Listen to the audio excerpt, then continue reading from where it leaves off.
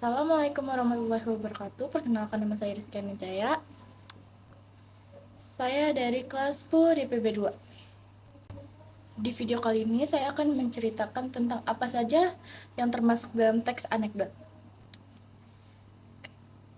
Teks anekdot adalah cerita singkat yang di dalamnya mengandung unsur lelucon, menarik, dan mengesankan.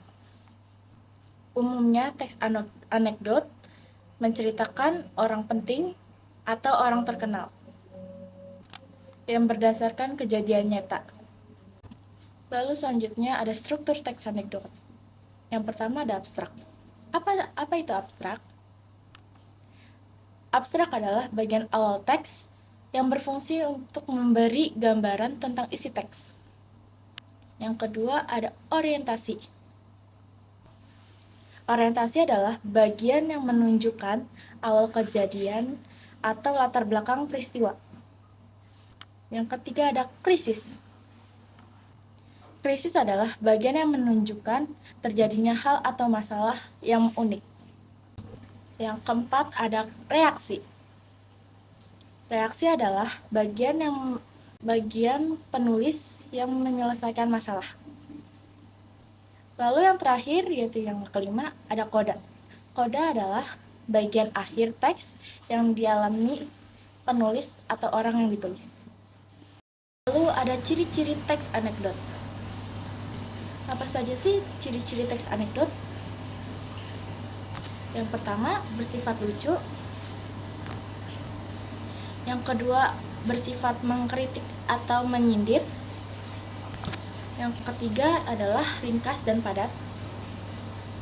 Lalu yang keempat atau yang terakhir adalah menggunakan gaya bahasa yang khas. Lalu selanjutnya adalah kaidah kebahasaan teks anekdot. Yang pertama adalah menggunakan kata keterangan waktu lampau.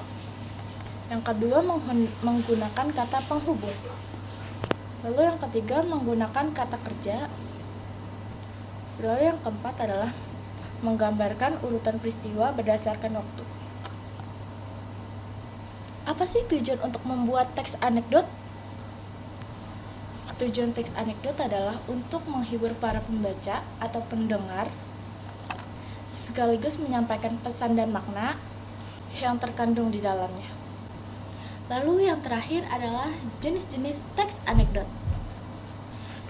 Jenis teks anekdot terbagi menjadi 3, yaitu pertama ada teks anekdot kritik. Teks anekdot kritik bertujuan untuk mengkritik orang lain. Yang kedua adalah teks anekdot nasihat, di mana yang bertujuan untuk menasihati orang lain. Ya, yang terakhir adalah teks anekdot hiburan.